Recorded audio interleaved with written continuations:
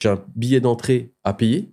Ce billet-là d'entrée, je suppose, il dépend de quoi? Est-ce que c'est tout le temps le même montant fixe? Et après, c'est quoi en fait? Tu repasses un pourcentage du chiffre d'affaires global à la franchise, c'est Alors, ça? je vais peut-être pas rentrer en tout le détail, mais en Mmh. fait, que ça soit chez Fort Padel ou dans une autre enseigne, hein, quand tu prends un contrat de franchise, alors après, il existe plein de modèles, hein. Tu peux avoir sous forme d'un contrat d'adhésion, licence de marque, franchise ou autre. Après, hein, chaque enseigne après va modéliser son type de contrat.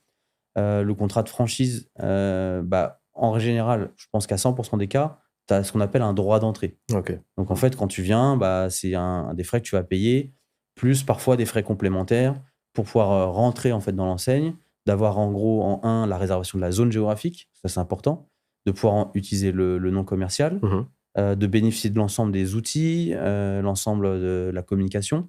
Puis après, tu vas avoir des frais de formation, comment on va t'accompagner pour te former à l'usage du modèle. Ah, c'est pas compris ça dans la franchise? Pas forcément, Ah, il y c'est en a ça. qui le mais après c'est une question de Mmh. package, hein. Il y en a, ils Mmh. vont te dire: «Bah, tiens, le droit d'entrée, c'est tant, il y a tout dedans» et d'autres, ils vont te dire: «Bah, le droit d'entrée, il Ah oui, il est il moins sera tant et fort, puis mais on te tu as rajoute tant». pardon, OK, d'accord. Et puis après, ouais, tu vas avoir, Un différents pourcentage que formats tu de payes. facturation. Mmh. Donc tu vas avoir une redevance ou un montant qui t'est ponctionné, chaque mois, soit sous forme de variable ou de fixe, ou l'un ou l'autre ou les 2, ça dépend.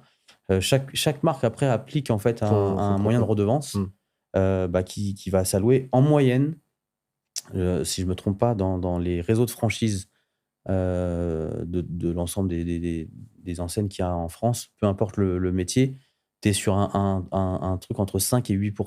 OK. Donc le chiffre d'affaires que tu vas faire, ce pourcentage-là, tu vas le transmettre en fait à ton franchiseur et qui lui, en fait, doit s'alimenter de cet argent pour pouvoir en fait, derrière, développer, dynamiser, communiquer, justement.